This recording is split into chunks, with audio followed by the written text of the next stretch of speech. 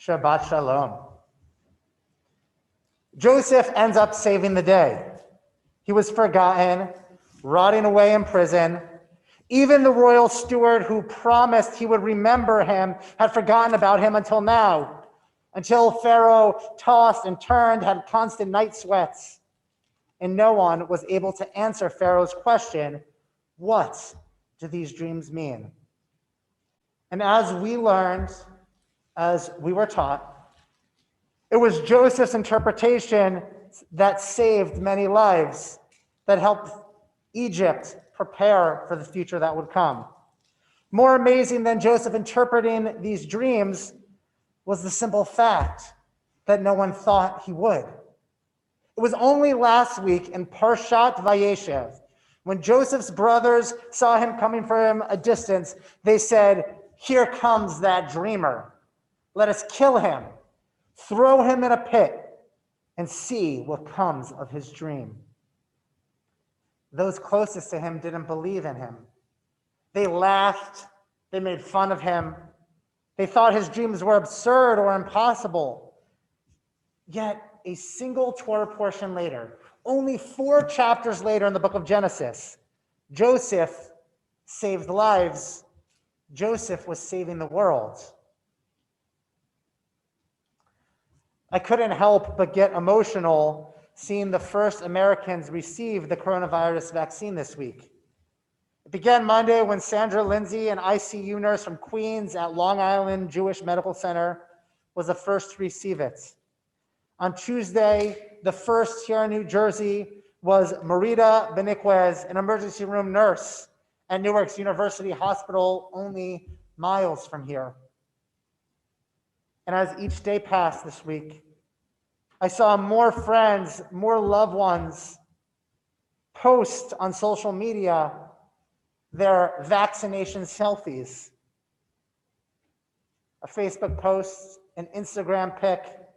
And I couldn't help seeing these healthcare workers who were risking their lives each and every day for the past 10 months to save others' lives. I saw these pictures and I just called out, Hodu Ladonai ki tov ki leolam chasto, essentially saying, thank God. God is good. For God has given us the gift of wisdom, has made our dreams a reality, and allowed us to begin this path towards healing each of us, healing our society as this process of vaccination begins. But like Joseph, those dreams were only recently laughed at with a similar challenge of let us see what comes of these dreams. You see, the COVID-19 vaccine is an mRNA vaccine, something I had no idea what that meant, had no idea about. A synthetic messenger ribonucleic acid vaccine. And unlike other vaccines that release a small amount of the virus into your system to allow your body to fight it, this is something else entirely. An mRNA vaccine shows cells how to make protein that initiates an immune response, essentially tricking the body into making these proteins. Dr. Tom Frieden, the former director of the CDC, describes it this way. It doesn't actually contain the virus itself. He said, think of it as an email sent to your immune system that shows what the virus looks like, instructions how to kill it, and then, like a Snapchat message, just disappears. Only months ago, we wondered, let us see what comes of these dreams. The story of Dr. Catalin Carrico is an incredible one. The 65-year-old scientist who lives in suburban Philadelphia arrived in the United States 35 years ago, fleeing then communist Hungary, with only $1,200 hidden in her 2-year-old stuffed teddy bear. She spent 40 years researching synthetic messenger RNA, and her research was long thought to be a boring dead end, just a bunch of hypotheticals.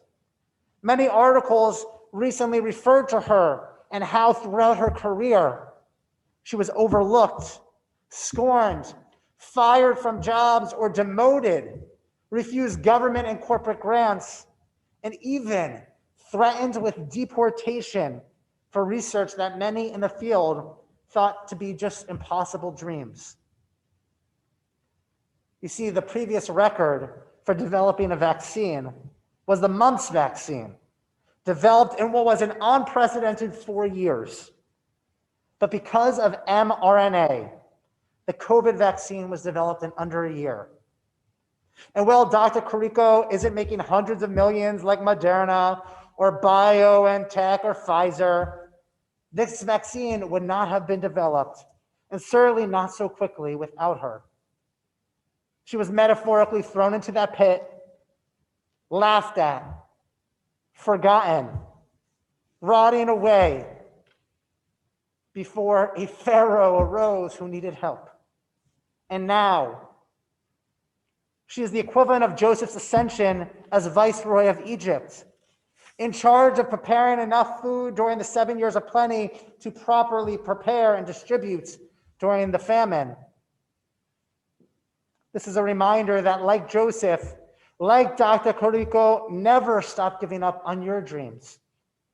Don't let anyone tell you they're impossible. Don't let anyone's laughter or doubt or condescension or any firing from a job or criticism from a colleague be a catalyst for you to stop believing in yourself.